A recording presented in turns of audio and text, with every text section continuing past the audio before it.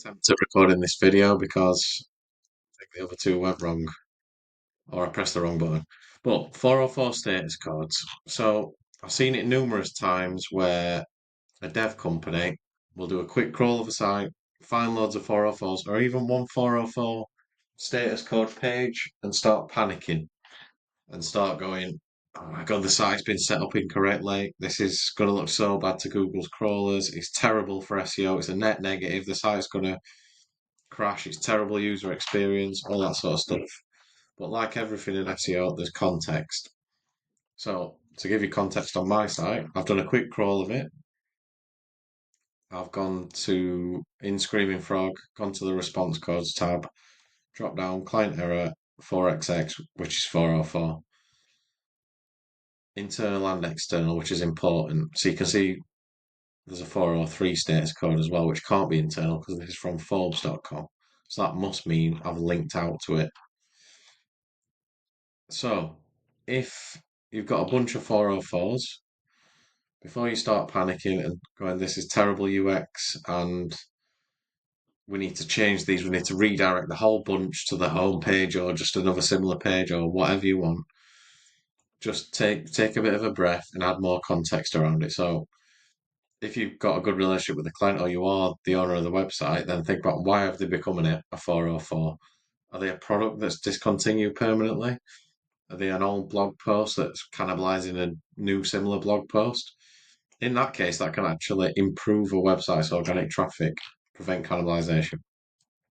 But in this case, I ran a bit of an experiment with targeting different audiences with lots of different industries to target SEO services. Lots didn't add value, weren't performing, so I culled them from the website. My website is now performing better than it did before, even though it's got less pages. Well, less pages of value, I should say, not just less pages, because generally more pages equals more traffic. So, what do we do first off when we find a bunch of 404s, or even one? First off, you need to crawl the site, configure your crawler to make sure that if it is just a couple, you don't need to crawl the whole site, but we're just looking for these 404 pages.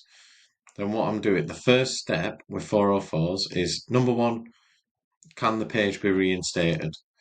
So is it of value? Was it deleted by accident? If that's the case, reinstate the page, get it back live. Number two, if it should be a 404, basically it's like a permanently discontinued page, then highlight the page in the crawler and have a different under different crawlers. And we're looking for in links. We're looking for links to the 404. That's where the bad user experience comes into play. That's where the crawler and your website's profile, essentially to Google, is negatively affected in a word. But even it depends as well on these. But in general, if you've got a link to a 404, it's bad user experience, and we need to change the link. So straight away, I can see I've deleted this page. I've reviewed it again. It's not of value. I'm not going to bring it back. So we've got a link to it from an industries page that I set up. First things first, let's find the link. So you can see the anchor text was vegan shops. It's in the content, link position content. Let's get this page up. Again, I'm a little bit worried I'm not appearing here, so I'm not recording, but hopefully it's working. Vegan shops. We'd normally do a control F. Vegan shops. Click that. 404 page not found. With this one, I'm not going to create another page that's similar that's going to cover vegan shops, so we remove the link. Fairly simple. Log into the CMS, or if it's custom CMS, ask your developer to remove this link completely. As long as the rest of the content makes relevant sense, and in this case it's just a list, so it does. Then this 404 won't even appear in Screaming Frog because there's not a link to it. And Screaming Frog's like a user agent, a Googlebot's user agent, is finding URLs through links, either internally or externally to your site. I mean, one small stipulation would also be check if the URL does have backlinks. That is one stipulation that you've got to do before this as well. So run it through SE Ranking, Ahrefs, SEMrush. If the URL has backlinks, I'd suggest a server-side redirect.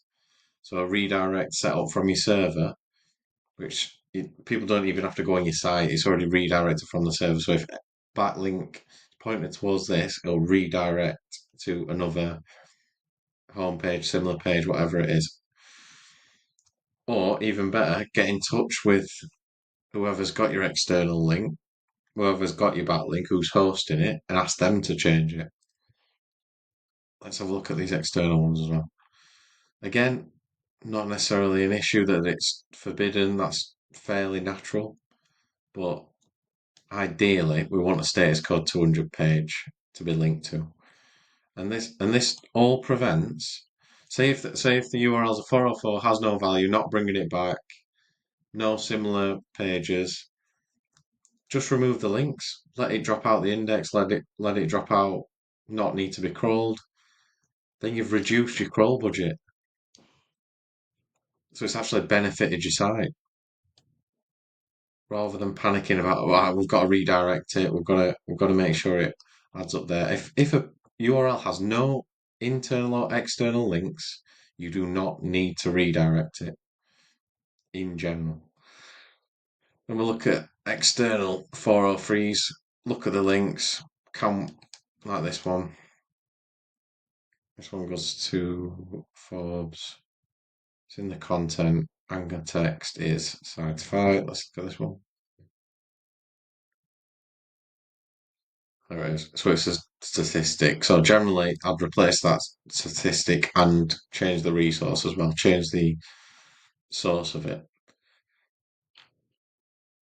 But yeah, this is the thing when you see like an SEO do an audit and they'll, oh, you've got 100 404s.